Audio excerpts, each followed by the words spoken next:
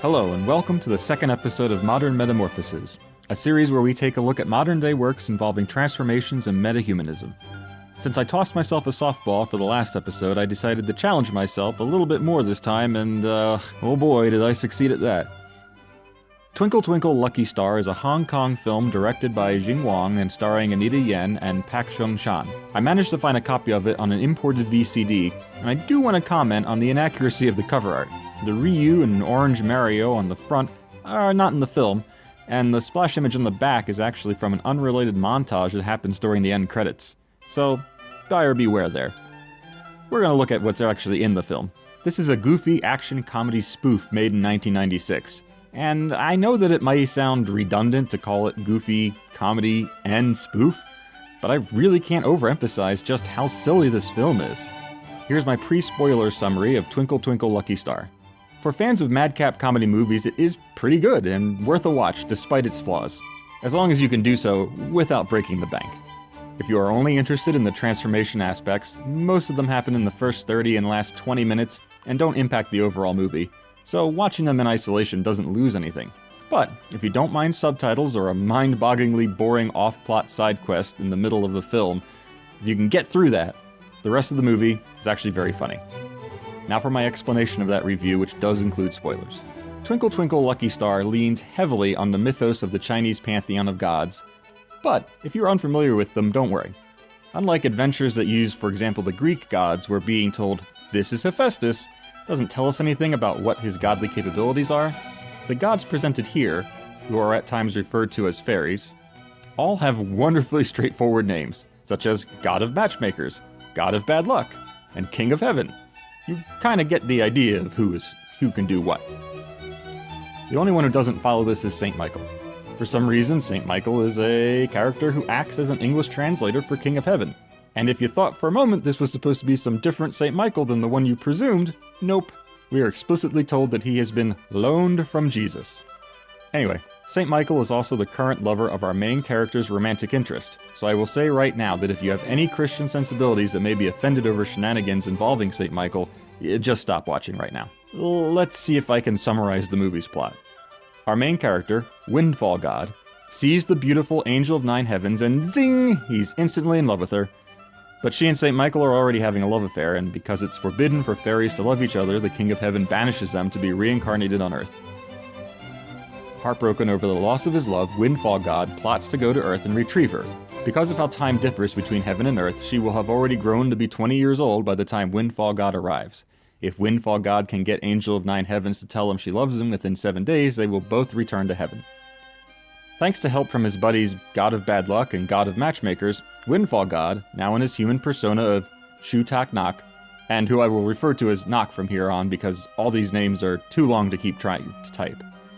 Nok meets up with a massage woman literally named Beautiful, who supposedly has the ability to help Nok find Angel of Nine Heavens. Alright, let's see if I can speed this up. Nok and Beautiful team up, find that Angel of Nine Heavens has reincarnated as Miss Christy Lee, the promotional director of Casino MCC, and St. Michael is now Xing Xing, the region's most popular singer. Neither of them recall their prior lives, so Nok can't easily convince Christy of who he is or who she is. Craziness ensues when Xing falls in love with Nok. There's a mob boss named Ugly Quan who shows up and steals every scene he is in, and eventually Nok overcomes the difficulties thrown at him to win the day, learns to let Christy and Xing find their own personal heaven on Earth, and Nok starts up a relationship with Beauty, which will not end tragically, because despite the fact he is a god, she'll actually get to take his virginity, and thus, the movie tells us, become beautiful forever. The end. Whew, okay. Alright. This was a movie. This is a movie. And this is a series about transformations, so let's get to them. While on Earth, Nok's godly powers are limited to casting 3 enchantments per day, and after which he is rendered totally mortal until midnight resets his powers. These limits are played with pretty loosely throughout the film, but the first thing we see him do with this magic is put a man's ass on his head. Yeah, I mentioned this movie was silly, right? I haven't even talked about how Superman is flying around heaven. Anyway, after Beautiful sees what Nok can do, the first thing she asks for is, of course, to have larger breasts. And just to have them for a minute, though. Nock is either negligent or neglectful because he gives her absolutely enormous breasts off-screen that Beautiful immediately dislikes. But that was Nock's third enchantment for the day, and since he didn't include the time limit Beautiful asked for, she is now stuck with them until the next pass of midnight. We do have one more scene with Beautiful dealing with her enlarged bust at a restaurant, but after that she ends up reset. We don't have much more transformation or body manipulation until the last portion of the film. We do see Nock grant himself and Beautiful the ability to talk to horses, which is a sequence so boring that I almost turned off the film. And a little after that, Xing Xing swallows a magic pearl intended for Christy that makes him fall in love with Nock. Once the horse racing stuff is done and the proper insanity resumes, we meet the character of Ugly Quan, who is absolutely worth waiting for. He makes multiple meta references to the tropes used in the film and gets a box magicked into his mouth. After that, because King of Heaven has now cursed Nock for going to Earth, the Windfall God turns the wood in a less than convincing manner. Now, the high point of the film's conclusion is absolutely when Beautiful is turned into Sailor Nock and controlled by her ally in a living video game fight. She even gets wings for a brief time, before actually forcing back control of herself to win the fight with her massage skills. I'm not going to further elaborate on the film's big epic climax because it doesn't make any sense, particularly since our hero blatantly cheats to win it. And honestly, the film is really only interested in showing you that Nock realizes how important Beautiful is to him, and it just throws out any of the other stakes or rules in pursuit of that storytelling. So, now that we've reviewed the film and what transformations are in it, let's look at the three aspects of transformation fiction I lean on to judge the significance of the transformations included. Those three things are cause, process, and impact.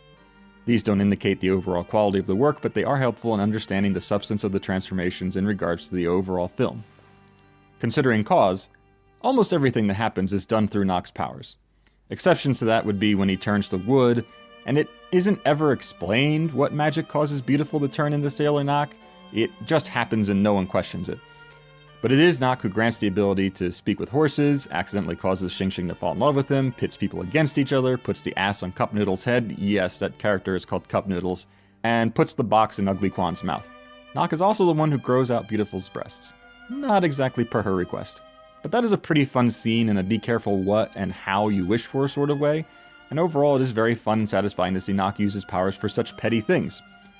His character is actually well developed as such a happy goofball fellow that, when combined with the overall lightheartedness of the film, it is clear that these are things that are meant to be funny cartoonish pranks that aren't going to have long-term body horror implications.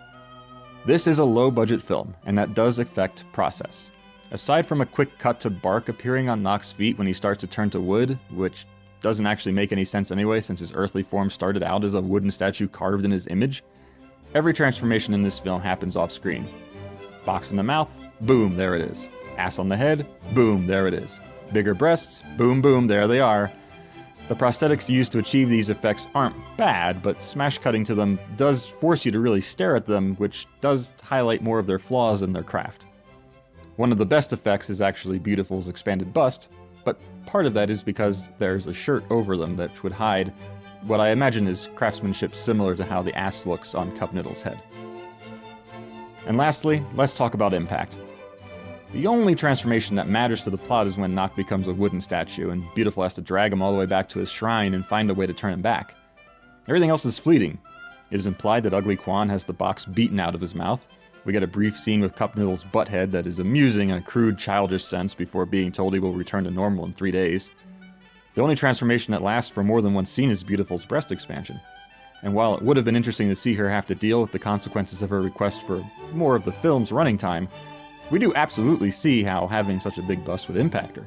She can barely stand under the weight, falling in fact, and when they are at a restaurant she has to rest them on the table. While disappointingly brief, the impact is certainly well shown and realized. When considering cause, process, and impact altogether, what I can say is that the transformation aspects of Twinkle Twinkle Lucky Star are treated just like the fourth wall-breaking cameos and musical numbers. They're all just standalone excuses to make a joke and move on. And similarly to those things, how much you enjoy them will be more or less dependent on how willing you are to just let Twinkle Twinkle Lucky Star take you for the ride it has planned out. The sets and costumes have the budget, but the film quality makes the lesser moments very difficult to sit through. It absolutely wants to balance its desire to make characters within the film make meta references about the film they are in, while also trying to set up rules and world building to create tension in a very directed love story, while then also feeling like something that wasn't fully thought out and keeps you invested in having no idea what they may throw at you next. And everyone in the film is 100% invested in the making their ridiculous characters work in this crazy world. It just works in this weird, I want to have a good time with these people sort of way. Ultimately, if you are just in it for the transformations, you'll find a few moments of interest, but nothing worth watching the whole film for, if this type of crazy comedy isn't your thing. Clips of those transformations will serve you just fine, as few of them require any context out of the scenes they occur in. This is not a movie where the transformations are used for any extended narrative value. But if a madcap screw the rules, we just want to film something insane and fun types of comedies interest you, and you are willing to work with subtitles, I actually recommend seeing Twinkle Twinkle Lucky Star if you can do so in a reasonable manner. It has one major misstep with the dragging horse race betting scene, but everything before and after that is legitimately hilarious and done by people who appear to be having a great time and want to share with you this crazy idea they had. I hope you find it a worthy recommendation. Anyway, I've been Dan Standing, and thanks so much for joining me for episode 2 of Modern Metamorphoses.